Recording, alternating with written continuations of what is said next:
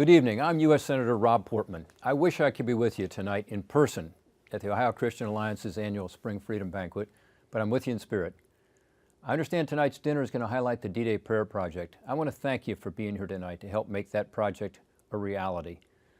You've heard about the prayer that Franklin D. Roosevelt gave to the nation on June 6, 1944, D-Day. I've really enjoyed going on the floor of the Senate and repeating that prayer on the anniversaries of D-Day.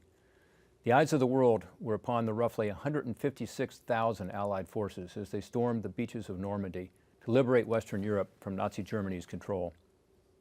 Their success, although not without incredible sacrifice and loss of life, eventually led to the end of the Second World War. FDR's address to the nation on D-Day took the form of a prayer rather than a speech, asking God to give strength to our troops that were fighting for freedom and faith to our families who were at home at a time of great sacrifice. It's a beautiful prayer. It was Chris Long and the Ohio Christian Alliance who first came to me to say that this powerful prayer, one which should unite our nation, should be displayed to honor those who fought for our freedom and to be enjoyed by future generations. Needless to say, I agreed wholeheartedly. I worked on legislation with Chris and the Ohio Christian Alliance. We also want to thank Bill Johnson, who picked up the legislation on the House side.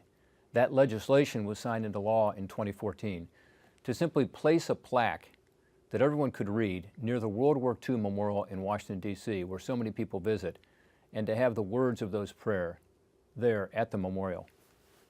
In addition to not using any federal funding, the plaque must also comply with the Commemorative Works Act review and approval process. It turns out this is a lengthy and very difficult requirement for any structure to be placed on the National Mall in D.C. You have to go through a lot of hoops. To date, we have secured a location and initial design approval for the plaque. That's the good news.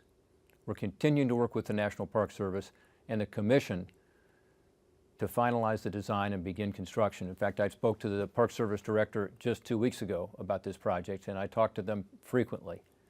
I want to especially thank Chris for all of his hard work on this and his dedication to seeing that this plaque is completed.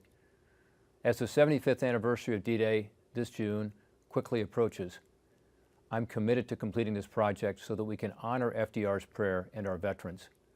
This June has to be our goal.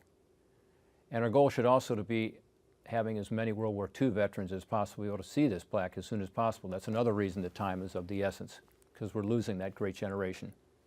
So thanks again for being here tonight, for supporting this project. I look forward to continuing to work with Chris and the Ohio Christian Alliance in the coming months to make this dream a reality. Thank you so much for what you've done, and Godspeed.